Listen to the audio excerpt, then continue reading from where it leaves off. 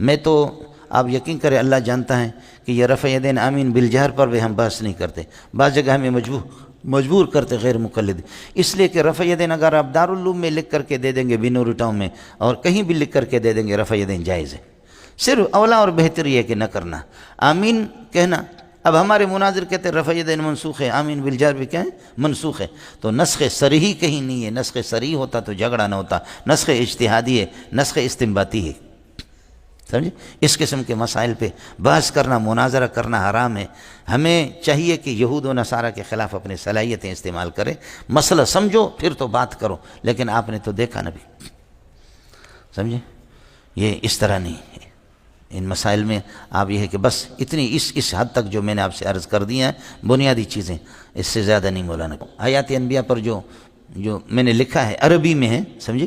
اگر ہماری کمیٹی مدرسے والے اجازت دے دیں گے تو ہم اس کو چھاپیں گے، لیکن وہ اصل میں حق ہے حضرت کا۔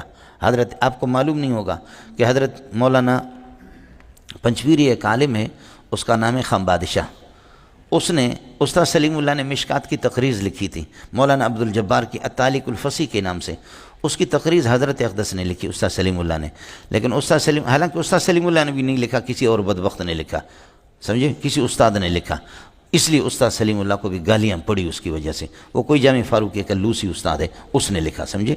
اس نے لکھا کہ الکتاب ہوا اجود وان کان جیدا، کتاب اگرچہ اچھی ہے لیکن الا ان عقیدت حیات الانبیاء التي ذهب الا ان عقیدت حیات الانبیاء لا توافق ما ذهب الیہ علماؤنا الدیوبندی، اس میں عقیدہ حیات انبیاء یہ ٹھیک نہیں ہے، یہ علماء دیوبند کے خلاف ہے، انہوں نے یہ لکھ دیا اور حضرت نے نیچے دستخط کر دیا، اور جب یہ تقریض اس کتاب میں چھپ گئی تو خان بادشاہ قطر میں رہتا ہے، خان بادشاہ کے جب ہاتھ لگی تو خان بادشاہ نے لکھا حرام ان یطلق علی مثل ہؤلاء الثلاثۃ اسم شیخ الحدیث، یہ تین آدمیوں کو شیخ الحدیث کہنا ہی حرام ہے۔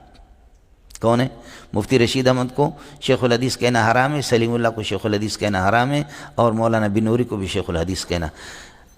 عقیدت حیات الانبیاء التي ذهب الیہا ہؤلاء الثلاثۃ فہی عقیدت مشرکی زماننا، اما عقیدت حیات الانبیاء التي ذهب الیہا ہؤلاء الثلاثۃ فہی عقیدت مشرکی زماننا۔ مولانا رشید احمد گنگوئی نہیں، لدھیانوی مفتی رشید احمد، سلیم اللہ اور مولانا بنوری جس عقیدہ حیات انبیاء کے قائل ہے یہ مشرکین کا، یہ اس ظالم نے لکھ دیا۔ اس نے کتاب لکھی الارشاد المفید، الارشاد المفید جب یہ چھپی تو یہ لاکھوں میں تقسیم ہو گئی، یہ کتاب تقسیم ہو گئی، سرحد میں خیبر پختون میں تقسیم ہو گئی۔ استاد سلیم اللہ ختم بخاری کے لیے چلا گیا، کسی نے یہ کتاب پکڑا دی کہ یہ کتاب آپ کے خلاف لکھی گئی مفتی رشید مولانا بنوری کی، اور یہ ہزاروں میں لاکھوں میں بٹ رہی ہے۔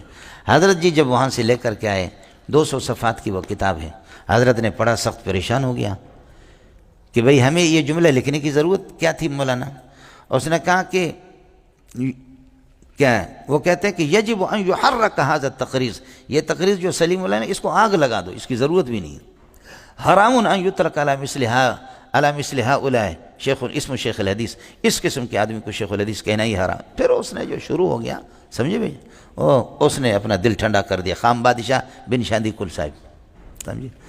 تو حضرت بھی بڑا پریشان ہو گیا، لاکھوں میں یہ کتاب تقسیم ہو گئی۔ حضرت نے جب یہ کتاب لایا جامع فاروقی میں تو مجھے بلایا، فرمایا کہ بیٹا اس کو پڑھو اور مجھے 4-5 مہینے تک اس کا جواب چاہیے، اس کو پڑھو، خوب پڑھو، بار بار پڑھو، خوب پڑھو، اور 4-5 مہینے تک اس کا جواب مجھے لکھ کر کے دے دو۔ میں ابھی اس کو 9 بجے لے گیا، عصر تک میں نے وہ پورا پڑھا، عصر تک میں نے سبق بھی پڑھایا اور عصر تک وہ پورا کا پورا میں نے پڑھا۔ پڑھنے کے بعد مغرب کے بعد میں نے اس کا جواب لکھنا شروع کیا۔ مولانا عادل صاحب کے سالی کا بیٹا ہے مفتی اشفاق عمران اشفاق، وہ بڑا قابل تھا، وفاق میں بھی اول آتا تھا ہمیشہ، بڑا قابل آدمی تھا عربی میں۔ اس کو میں نے کہا یار آپ کا خط صحیح ہے، میرا خط تو بلوچوں والا خط ہے، تو میں جلدی میں عربی لکھتا تھا، وہ صاف کرتا تھا۔ مغرب سے لے کر کے فجر کی اذان تک، فجر کی اذان درمیان میں ہم نے نمازیں پڑھی، فجر کی اذان جب ہو گئی تو میں رات کو سویا نہیں، جا کر کے فجر کی نماز پڑھائی، پھر آ کر کے صبح کو میں نے اسباق پڑھایا، اور کتاب میں نے دفتر والے کو دے دیا، میں نے کہا حضرت کو دے دینا، کتاب میں نے حضرت کو دے دی، وہ 100 صفحات سے بھی زیادہ تھا، آج بھی جامع فاروقی گواہ ہے۔ حضرت کے ڈیسک پہ رکھا، حضرت 9 بجے 10 بجے جیسے آگے وہ کتاب حضرت نے اٹھایا، یہ کیا ہے؟ تو بھائی محبوب ابھی تک دفتر میں، بھائی محبوب نے کہا وہ جو کتاب آپ نے دی تھی مولوی منظور کو جواب لکھنے کے لیے، وہ جواب لکھ کر کے حضرت نے فرمایا کیسے پاگل ہے، کیسے پاگل ہے، ایسی جلدی جواب لکھا؟ تو حضرت لے گئے اس کو، 1 ہفتے تک پڑھا اور پڑھا، خوب پڑھا، خوب پڑھا، خوب پڑھا، سمجھے؟ پڑھنے کے بعد حضرت آئے، فرمایا کہ اللہ کی قسم یہ کام میں مہینوں میں نہیں کر سکتا، ظالم کا بچہ 1 رات میں آپ نے کیسے کیا؟ سمجھے؟ مجھے یہ بتا دیں کہ انعام آپ کو کیا دے دوں؟ میرا دل خوش ہو گیا ہے، انعام آپ کو کیا دے دوں؟ میں نے کہا کہ انعام آپ دیں گے یا میں مطالبہ کروں؟ سمجھے؟ فرمایا کہ تو بتا دے۔ میں نے کہا حضرت انعام دے دو۔ اب ہماری تنخواہ اس وقت تھوڑی ہوتی تھی، سمجھے، 8-10 ہزار، بعد میں 20 ہزار تک میری تنخواہ پہنچ گئی۔ تو میں نے کہا کہ حضرت انعام آپ دے دے، ایک یہ کہ میری شان کے مطابق، دوسرا اپنی شان کے مطابق۔ تو میں چاہ رہا ہوں آپ کی شان کے مطابق۔ فرمایا تو بکواس چھوڑ، بات بول، کتنے؟ سمجھے، یہ چھوڑ کے انعام کیا لیں گے؟ میں نے کہا انعام یہ ہے حضرت، ایک ایرانی طالب علم کے 10,000 روپے مجھ پر قرض ہے، وہ دے دو۔ فرمایا یہ ہو گیا، یہ تو کوئی مسئلہ نہیں، اور بول۔ میں نے کہا بس یہی چاہیے مجھے، سمجھے بھیا، یہ دے۔ الحمدللہ اللہ پاک اس طرح پنجپیری غیر پنجپیریوں کو لڑائے، ہمیں 1 رات کے 10-10 ہزار تو ملیں گے نا۔ بولو، اس طرح جب یہ لڑیں گے تو پھر کیا ہوگا؟ سمجھے، 10-10 ہزار روپے میں۔ یہ عثمانی ہوٹل والا جو کراچی میں، لال قلعہ نہیں پورے کراچی میں سب سے زیادہ اس کا اچھا کھانا ہوتا ہے، اللہ پاک نے رزق کے دروازے اس کے لیے کھولے، بلوچ، سمجھے، رزق کے دروازے اللہ نے اس کے لیے کھولے، اور یہ ہمارے ساتھ بہت تعاون کرتا ہے، بہت ہی تعاون کرتا ہے، اللہ اس کو جزا خیر دے۔ بلوچ آدمی آج سے تقریباً 26-27 سال پہلے جامع فاروقی میں جب میں پڑھا رہا تھا تو عبدالرحیم رحمۃ اللہ علیہ بریلوی اس نے تنگ کیا، غضب کا مناظر تھا، بہت مضبوط عالم تھے۔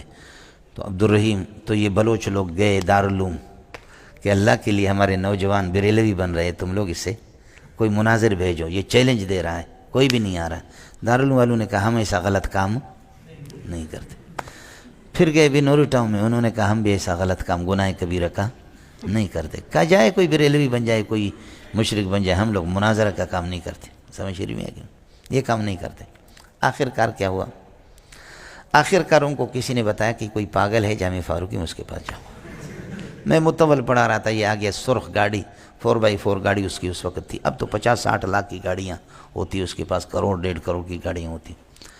تو یہ آگے کہیں تو بلوچی منگا، واجب بلوچوں، سمجھے؟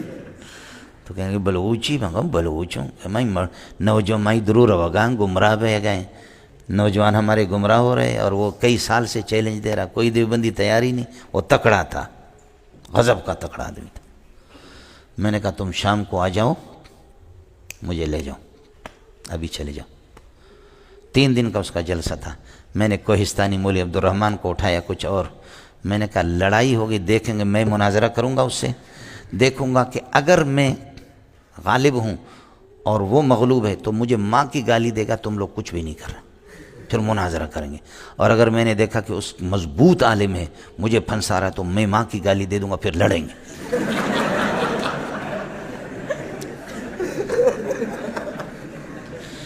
اس لیے کہ بھاگنے سے لڑنا بھی بہتر ہے نا، اپنے مسلک کی بدنامی تو وہ کوہستانی مولوی عبدالرحمن کہہ رہا تھا استاد جی مجھے 12 گولیاں لگ جائے میں مروں گا نہیں۔ اور واقعتاً یہاں جامعۃ الرشید کے جب گاڑی پہ بم سے اڑایا گیا تو 1-2 بندے مرے، باقی زخمی بے ہوش ہو گئے، اور وہ خون میں لت پت ہو گیا، لیکن وہ مرا نہیں، اس کو وہ دوسروں کو اٹھا رہا تھا۔ بعد میں لوگوں نے کہا کہ تمہارے اپنے سر سے پورے بدن سے یہ کہ خون ہی خون ہے۔ اچھا کوہستانی تو کوہستانی ہے، سمجھے؟ تو حضرت کو میں نے اٹھایا، مولوی عبدالرحمن ہمارے شاگرد تھے، لمبے تھڑنگے کوہستانی کو، انہوں نے کہا استاد جی فکر نہیں کرو، صرف اشارہ کرنا۔ تو ہم لوگ گئے وہاں، صلاۃ الحاجت ہم نے پڑھی، کتابیں میں نے اٹھائی، گاڑی میں ہم لوگ وہاں گئے۔ صلاۃ الحاجت پڑھنے کے بعد میرے رب نے جو ہے نا اس پر ایسا روب بٹھایا کہ وہ تیار نہیں ہوا۔ کہنے لگے ہماری تیاری نہیں ہے، اس دفعہ ہمیں مہلت دے دیں، یہ کرے وہ کرے، ادھر ادھر کر دیا بہانہ، یہ اس آدمی سے میں کیسا مناظرہ کروں۔ انہوں نے کہا کر لو، وڈیرا نے کہا، وڈیرا بریلوی تھا، کہا کر لو، اگر تو نے اس کو بند کیا جوتے ماریں گے، کر لو۔ تو اس نے کہا اس دفعہ تو پھر چھوڑ دو مجھے، میں تیاری کر کے پھر آ جاؤں گا۔ الحمدللہ تیاری میاری کچھ نہیں ہوا، لوگوں نے فائرنگ کی خوشی میں، شپڑ خان زندہ باد، شپڑ خان زندہ باد، سمجھے بھائی جان، خوشی میں ہم لوگ۔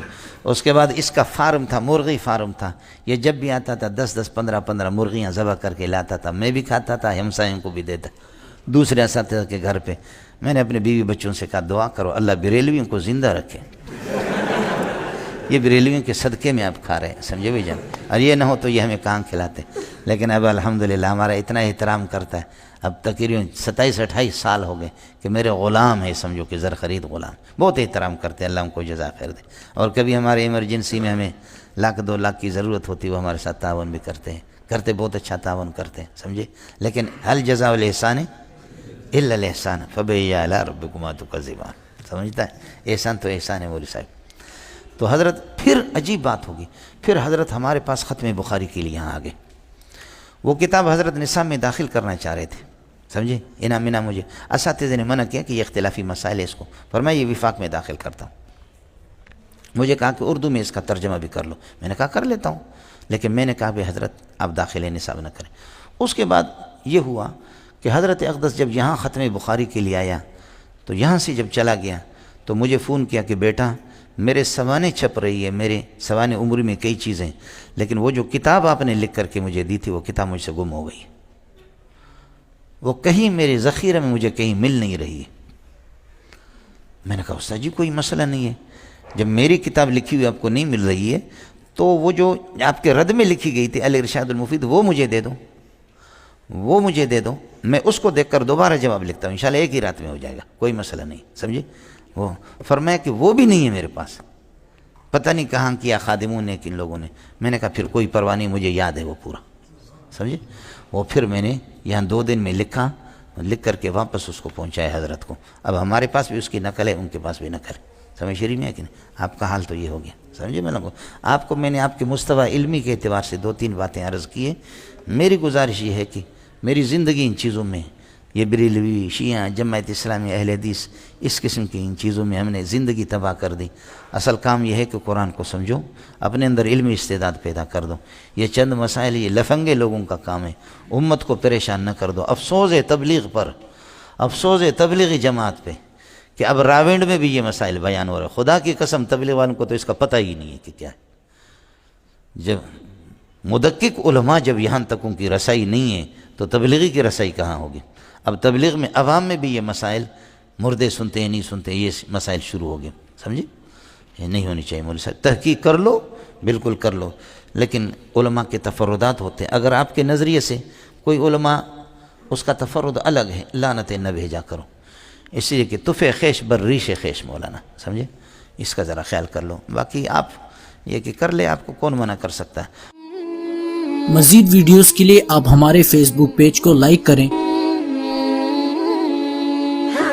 اور ساتھ ہی ہمارے یوٹیوب چینل کو بھی سبسکرائب کریں تاکہ کسی بھی ناگہانی کی صورت میں آپ کو ہماری ویڈیوز بر وقت مل سکے۔